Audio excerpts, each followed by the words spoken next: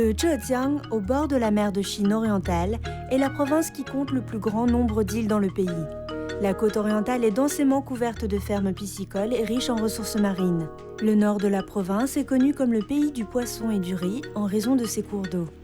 Et le sud-ouest de la province présente des collines ondulantes et des arbres luxuriants, qui produisent beaucoup d'aliments rares et de gibier.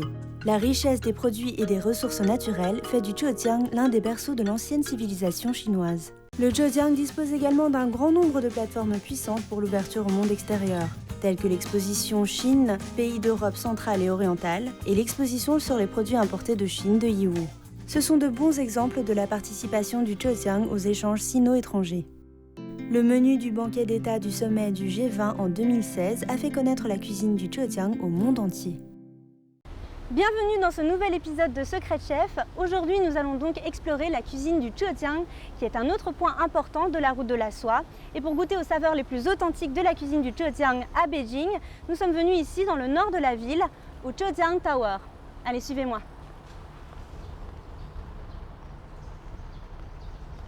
J'ai 4 mots pour résumer la cuisine du Zhejiang. Fine, spéciale, délicieuse et tendre.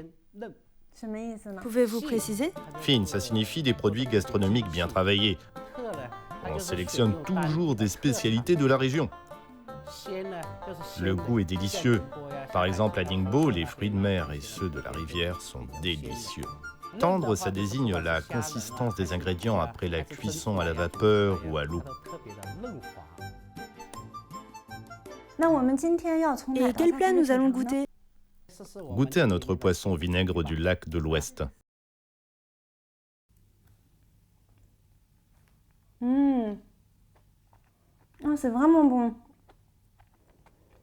C'est sucré et acide, évidemment. Et le goût acide du vinaigre.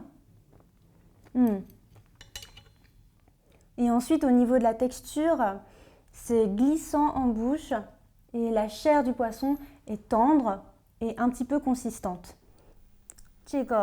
La texture est si lisse et si tendre. Comment cela se fait-il ? Il faut prendre un poisson frais et le couper en 2 le long des arêtes. On fait une entaille sur la partie sans arête. Il faut ensuite couper en biais sur le filet avec arête.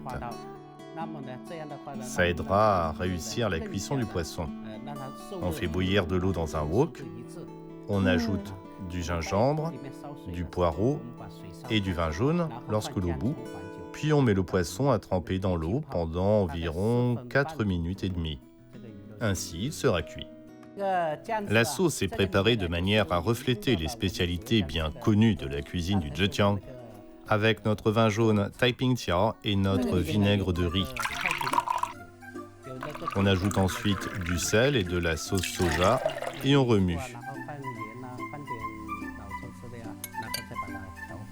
On épaissit la sauce et on la verse sur le poisson.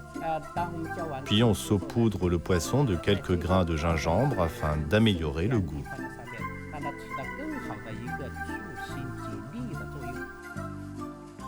Et puis nous allons passer au plat suivant qui m'intrigue depuis tout à l'heure. Il s'agit d'escargots de vase marino vin jaune. À marée basse, les habitants de la côte se rendent dans les vasières pour ramasser ces escargots et les ramener.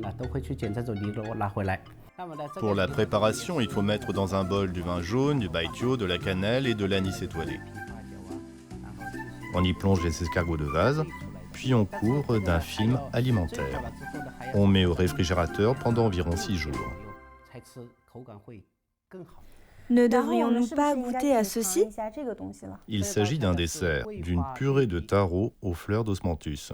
On coupe le taro en morceaux,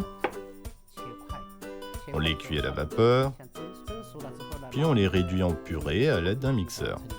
Dedans, il y a de la pâte de haricots rouges, du saindoux, du miel et du lait. On verse dans un wok pour faire mijoter et on sert dans un bol en saupoudrant de fleurs d'osmanthus pour décorer. Merci au chef Wang de nous avoir présenté ces recettes délicieuses du Zhejiang et je vais vous laisser pour continuer ma dégustation.